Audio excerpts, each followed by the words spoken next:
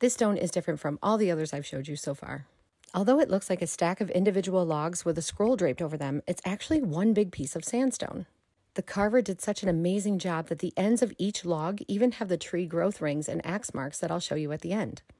This style headstone was popular for a time with a fraternity called Woodmen of the World. They started off as a group who just wanted to do nice things for their neighbors, such as buying them clothing or paying rents, and today it's a not-for-profit insurance company. Many of the members would commission large tree trunks like this one for their headstones, but the tree style wasn't just reserved for official members.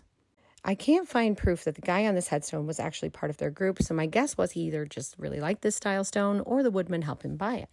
So who were the people on the stone?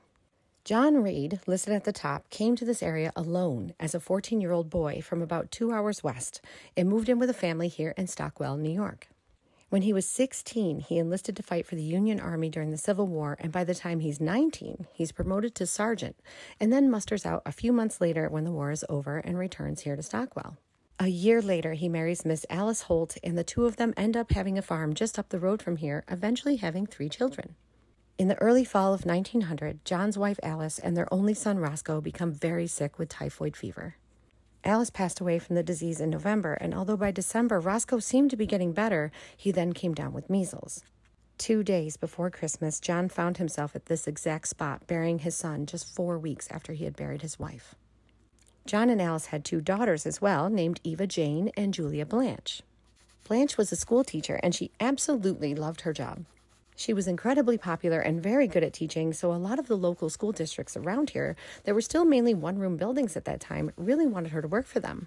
She bounced around a bit, but stayed the longest teaching and living with her sister Eva and Eva's husband and daughter in South Edmonston, New York, not too far from here. Her career was really looking promising until early 1907.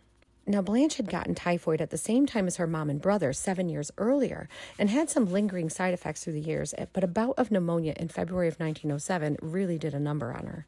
For 2 years, she would be healthy, and then there were days that she struggled to make it to the schoolhouse and would often have other teachers have to fill in for her for weeks at a time, writing her lesson plans from her bed. By the time she's 35 in 1909, Blanche was again living with her father, John, and that September she passed away from the pneumonia she just could not get rid of for the previous 2 years. Her obituary said that her death was feared almost daily for a few weeks, with a malady beyond human skill to cure. Fast forward 12 years into 1921, her now aged father, John, decided it was best to button up his farmhouse for the winter here in Stockwell and go stay with his only remaining child, Eva, until spring. But when spring finally arrived, it was clear that his health had severely declined, and John passed away on April 20th, 1922, at the age of 76. The only Reed family member left, and the only one not on this headstone, was his daughter Eva, who passed away at the age of 83 at the home of her daughter in 1952 after being seriously ill for 4 months.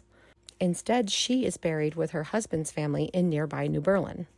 I know people are going to correct me and say it's New Berlin and not New Berlin, just as they did with Pulaski and not Pulaski, but I'm realizing those of us here in Central New York pronounce our town names differently than the rest of the world.